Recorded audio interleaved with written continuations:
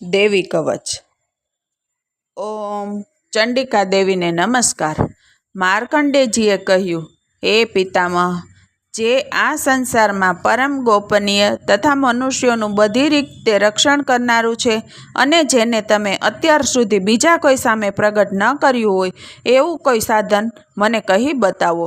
બ્રહ્માજી બોલ્યા, હે બ્રાહ્મણ, એવું સાધન તો એકમાત્ર દેવીનું કવચ જ છે કે જે ગોપનીય કરતાં પણ પરમ ગોપનીય, પવિત્ર તથા સમસ્ત પ્રાણીઓનો ઉપકાર કરનારું છે. હે મહામુનિ, તે સાંભળો.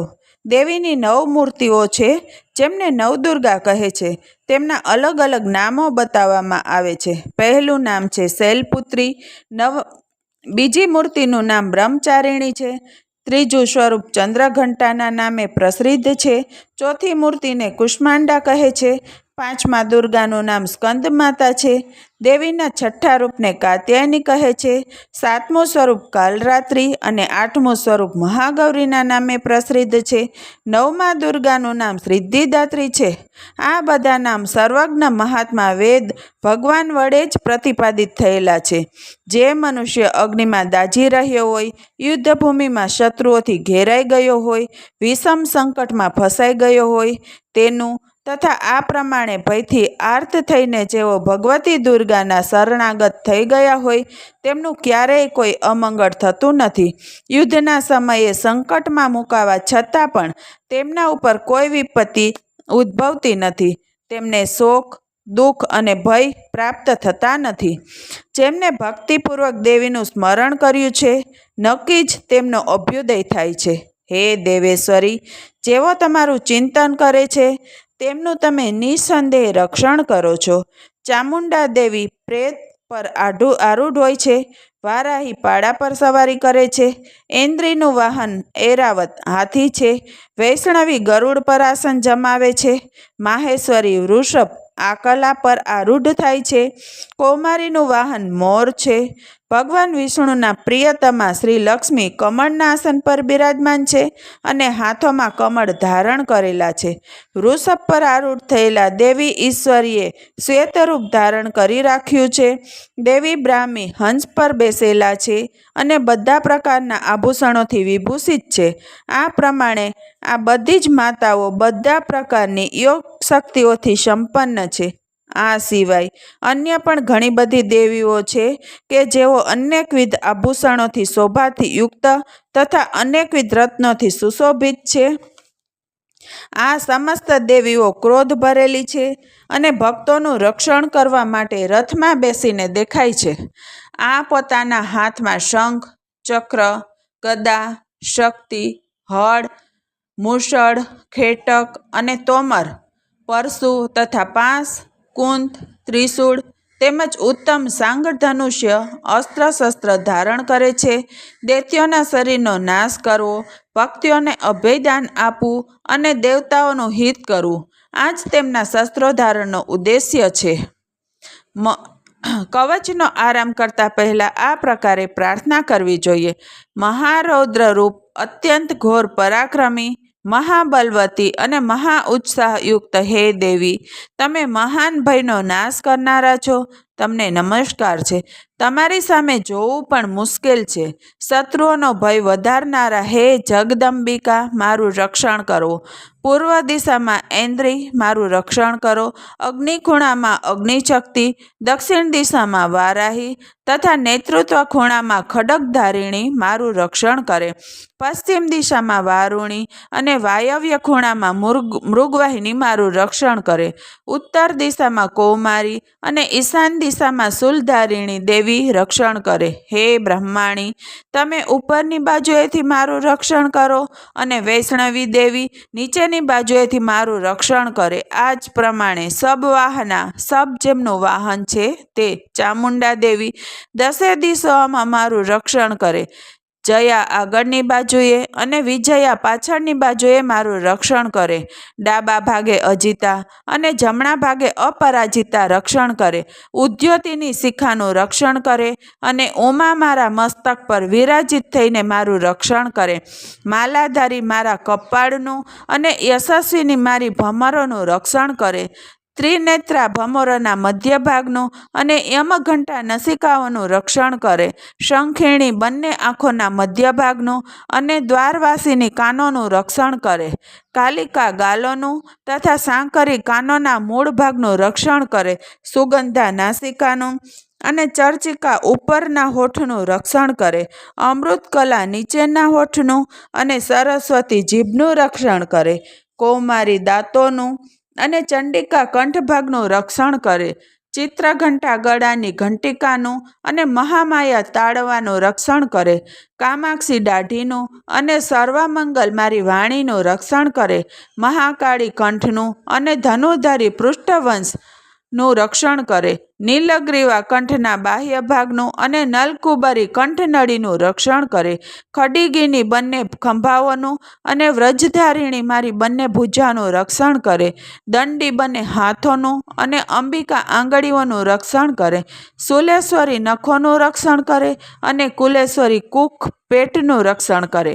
મહાદેવી બંને સ્તનોનું અને શોક વિનાશીની મનનું રક્ષણ કરે. લલિતા દેવી હૃદયનું અને શૂલધારિણી ઉદરનું રક્ષણ કરે.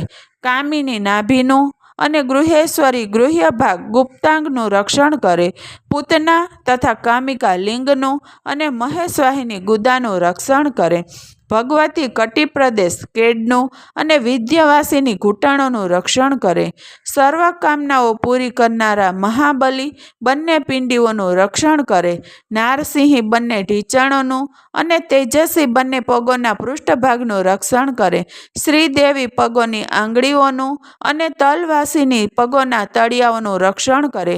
પોતાની વિકરાળ દાઢોને કારણે ભયંકર દેખાતા દ્રષ્ટ કરાલી નખોનું અને ઉર્ધ્વકેશીની વાળનું રક્ષણ કરે. કોબેરી રૂવાટાની છિદ્રોનું અને વાગેશ્વરી ત્વચાનું રક્ષણ કરે. પાર્વતી રક્ત, મજ્જા, વસા, માંસ, હાડકાં અને મેદ ચરબીનું રક્ષણ કરે તથા કાલરાત્રિ આંતરડાઓનું અને મુકુટેશ્વરી પિત્તનું રક્ષણ કરે. પદ્માવતી મૂળ આધારરૂપ કમળકોષોનું અને ચૂડામણી કફનું રક્ષણ કરે. જ્વાળામુખી નખોના તેજનું અને જેમનું કોઈ પણ અસ્ત્ર શસ્ત્રથી છેદન થઈ શકતું નથી તે અભેદ્યા સમસ્ત સાંધાઓનું રક્ષણ કરે. હે બ્રહ્માણી, તમે મારા વીર્યનું રક્ષણ કરો. છત્રેશ્વરી છાયાનું તથા ધર્મધારિણી મારા અહંકાર, મન અને બુદ્ધિનું રક્ષણ કરે. હાથમાં વજ્ર ધારણ કરનારા વજ્રહસ્તા મારા પ્રાણ, અપાન, વ્યાન, ઉદાન અને સમાન વાયુનું રક્ષણ કરે. કલ્યાણથી શોભતા દેવી કલ્યાણ શોભના મારા પ્રાણનું રક્ષણ કરે. યોગીની અનુભૂતિ ગમ્ય રસ, રૂપ, ગંધ, શબ્દ અને સ્પર્શનું રક્ષણ કરે તથા નારાયણી સત્વ, રજ અને તમ ગુણોનું સદા રક્ષણ કરે. વારાહી આયુષ્યનું રક્ષણ કરે. વૈષ્ણવની ધર્મનું રક્ષણ કરે તથા ચક્ર ધારણ કરનારા દેવી ચક્રણી યશ, કીર્તિ, લક્ષ્મી, ધન અને વિદ્યાનું રક્ષણ કરે. હે ઇન્દ્રાણી, તમે મારા ગોત્રનું રક્ષણ કરો. હે ચંડિકા, તમે મારા પશુઓનું રક્ષણ કરો. મહાલક્ષ્મી પુત્રોનું રક્ષણ કરે અને ભૈરવી મારી પત્નીનું રક્ષણ કરે. સુપથા મારા પત્નું અને ક્ષેમકરી મારા માર્ગનું રક્ષણ કરે. મહાલક્ષ્મી રાજદ્વારી કાર્યોમાં મારું રક્ષણ કરે તથા ચારે બાજુ પ્રવર્તતા વિજયા મારું સમસ્ત ભયોમાંથી રક્ષણ કરે. હે દેવી, જે સ્થાન કવચમાં કહેવાયું નથી અને તેથી રક્ષણ વિનાનું છે તેવા બધા સ્થાનો તમારા વડે સુરક્ષિત થાય, કારણ કે તમે વિજયશાળી અને પાપ વિનાશીની છો. મનુષ્ય જો પોતાના શરીરનું ભલું ઈચ્છે તો તેણે કવચનો પાઠ કર્યા વિના એક ડગલું પણ નહીં ભરવું. કવચનો પાઠ કરીને જે યાત્રા કરવી. કવચ પાઠ વડે બધી બાજુએથી સુરક્ષિત થયેલો મનુષ્ય જ્યાં જ્યાં પણ જાય છે ત્યાં ત્યાં તેને ધન લાભ થાય છે તથા સઘળી કામનાઓને સિદ્ધ કરનારો વિજય પ્રાપ્ત થાય છે. તે જે અભિષ્ટ વસ્તુનું ચિંતન કરે છે તેને તે અચૂકપણે પ્રાપ્ત કરી લે છે. તે મનુષ્ય આ પૃથ્વી પર અતુલનીય પરમ ઐશ્વર્ય પામે છે. કવચથી સુરક્ષિત મનુષ્ય નિર્ભય થઈ જાય છે. યુદ્ધમાં તેનો પરાજય થતો નથી તથા તે ત્રણેય લોકમાં પૂજનીય થાય છે. આ દેવી કવચ દેવતાઓને પણ દુર્લભ છે. જે દરરોજ 3 સંધ્યાઓ વેળાએ શ્રદ્ધાપૂર્વક નિયમિત રીતે આનો પાઠ કરે છે તેને દેવી કલા પ્રાપ્ત થાય છે તથા તે 3 લોકમાં ક્યાંય પણ પરાજિત થતો નથી. એટલું જ નહીં, તે અપમૃત્યુથી રહિત થઈ 100 કરતાં પણ વધુ વર્ષો જીવતો રહે છે. તેની શીતળા, કોઢ વગેરે સઘળી વ્યાધિઓ નષ્ટ થાય છે. કનેર, ભાગ, અફીણ, ધતુરો વગેરેનું સ્થાવર વિષ, સાપ, વીંછી વગેરેના કરડવાથી ચડતું જંગમ વિષ તથા અહિફેન અને તેલના મિશ્રણ વગેરેથી બનતું કૃત્રિમ વિષ, આ બધા પ્રકારના વિષ ઉતરી જાય છે. તેમની કશી અસર થતી નથી. આ પૃથ્વી પર મારણ, મોહન વગેરે જેટલા અભિચાર પ્રયોગો છે તથા આ પ્રકારના જેટલા મંત્રો, યંત્રો વગેરે છે તે બધાય આ કવચને હૃદયમાં ધારણ કરી લેવાથી તે મનુષ્યના દેખતા જ નષ્ટ થઈ જાય છે. આ જ નહીં, પૃથ્વી પર વિચરનારા ગ્રામ દેવતા, આકાશમાં વિચરનારા વિશેષ દેવો, જળના સંબંધથી પ્રગટતા ગણદેવો, ઉપદેશ માત્રથી સાધી શકાતા નિમ્ન કક્ષાના દેવતાઓ, પોતાના જન્મની સાથે જ પ્રગટ થતા દેવતા, કુળ દેવતા, માલા, કંઠમાળા વગેરે, ડાકણ, સાકણ, અંતરિક્ષમાં વિચરતી અતિ બળવતી ભયાનક ડાકણો, ગ્રહો, ભૂતો, પિશાચો, યક્ષો, ગંધર્વો, રાક્ષસો, બ્રહ્મ રાક્ષસ, વૈતાળ, કુષ્માંડ, ભૈરવ વગેરે અનષ્ટકારી દેવતાઓ પણ જો હૃદયમાં કવચ ધારણ કરેલું હોય તો તે મનુષ્યના દેખતા જ ભાગી જાય છે. કવચ ધારણ કરનારા મનુષ્યને રાજા તરફથી સન્માન, વૃદ્ધિ મળે છે. આ કવચ મનુષ્યના તેજની વૃદ્ધિ કરનારું અને ઉત્તમ છે. કવચનો પાઠ કરનારો મનુષ્ય પોતાની કીર્તિથી વિભૂષિત થઈને પૃથ્વી પર પોતાના સુયશની સાથોસાથ વૃદ્ધિને પામે છે. જે પહેલા કવચનો પાઠ કરીને એ પછી સપ્તશતી ચંડીપાઠ કરે છે તેની જ્યાં સુધી પર્વત, વન, કાનનથી યુક્ત આ પૃથ્વી રહે છે ત્યાં સુધી અહીં પુત્રો, પૌત્રો વગેરે સંતાન પરંપરા બનેલી રહે છે, કાયમ રહે છે. પછી દેહાંત થતાં તે મનુષ્ય ભગવતી મહામાયાની કૃપાથી તે નિત્ય, શાશ્વત પરમપદને પ્રાપ્ત કરે છે કે જે દેવતાઓને પણ દુર્લભ છે. તે સુંદર દિવ્ય રૂપ ધારણ કરે છે અને કલ્યાણમય શિવની સાથે આનંદનો ભાગી ભોગતા થાય છે. દેવી કવચ સમાપ્ત.